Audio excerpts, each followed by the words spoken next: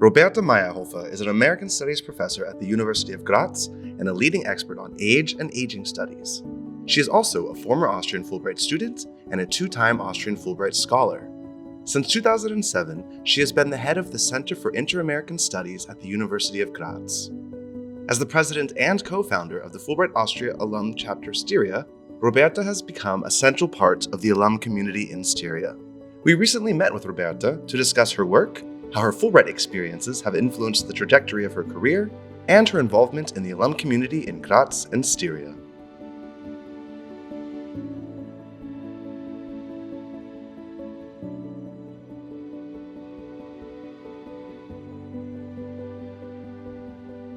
Roberta's experiences as a Fulbright Austria program participant came early on in her professional development.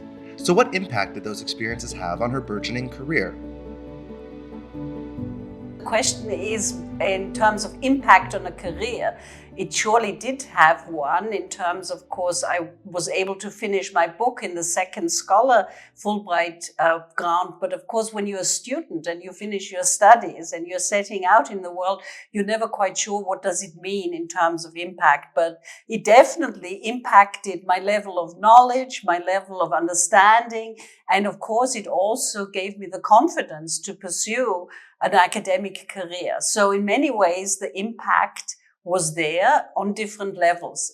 As a student, I didn't realize that. It was just an amazing experience. It broadened my knowledge in terms of comparative literature and American studies. But of course, later on as a scholar, it was clearer that it helped me publish a book in terms of the work that I'd done at the University of Pennsylvania.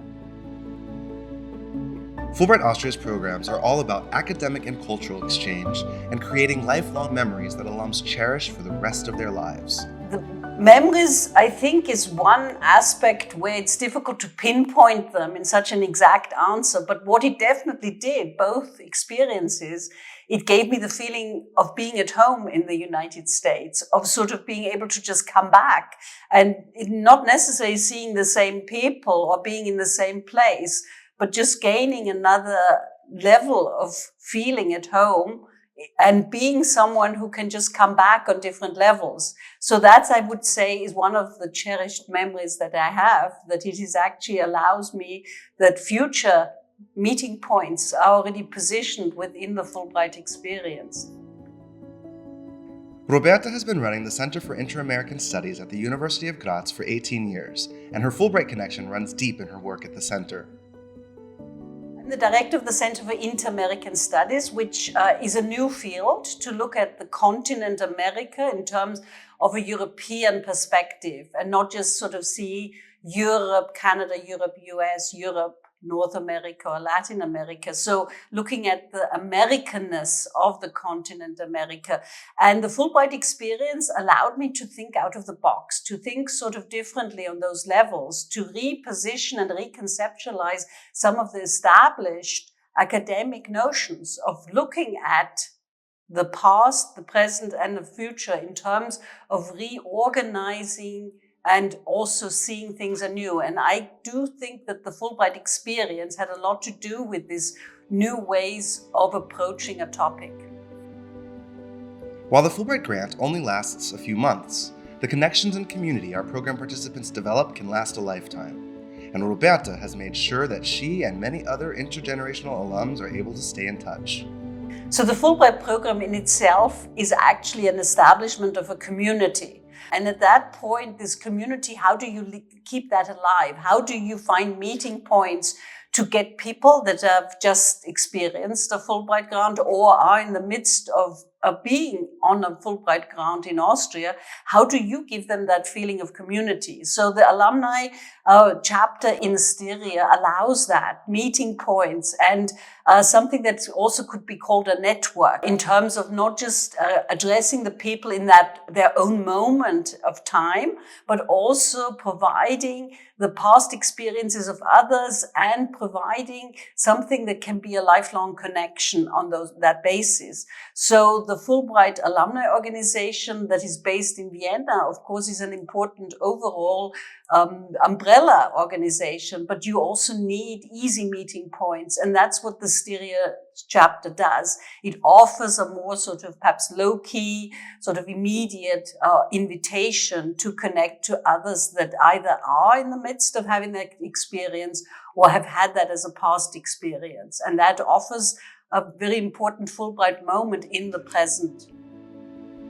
Age and the process of getting older have been at the heart of many of Roberta's published works. But what attracted her to the topic? So the topic of age and aging came to me from a gender perspective, because I was working on aspect of gender and feminist theory, and I suddenly realized that the aspect of age was completely sort of seen as a biological eventuality and not something that's also constructed in terms of what one associates with us all growing old. So actually it was a book that we sort of placed in the American Studies Library, and that was the pivotal book, Our Bodies, Ourselves, because they at the beginning of the 1990s suddenly came out as Ourselves Growing Old. And I remember unpacking the box, because we still sort of took care of the library on our own, which was less sort of professionalized. That meant that we were working on the ground a lot in all different functions.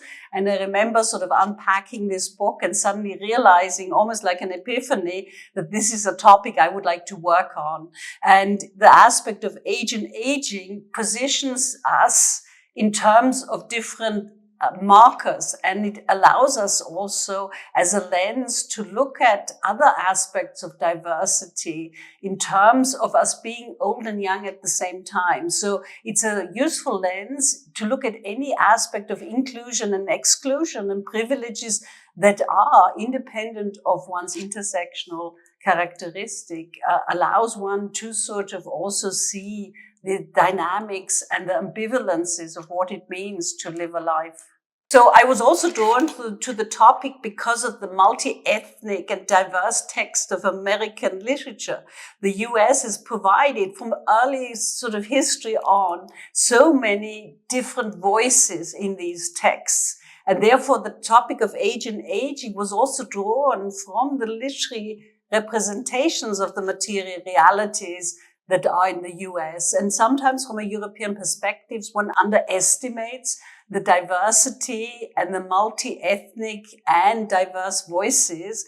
But the literary text also led me to that, because the voices are in different stages of life. And so they represent age and aging in a very sort of immediate way. With such a long history with Fulbright Austria, Roberta is well suited to provide advice to future applicants and program participants. So the advice is always the advice that one has to have with everything in life one has to apply. Sometimes the Fulbright program seems more complicated. There's a certain level of time that is different than some of the European programs that are in place now. So the most important advice is to apply and also to imagine and envision oneself being a participant in the program, because very often there's a certain fear that the Fulbright program is only an elite program, that only certain people are wanted or are encouraged to apply. And my advice would be very much to think of oneself as part of the program in the process of application.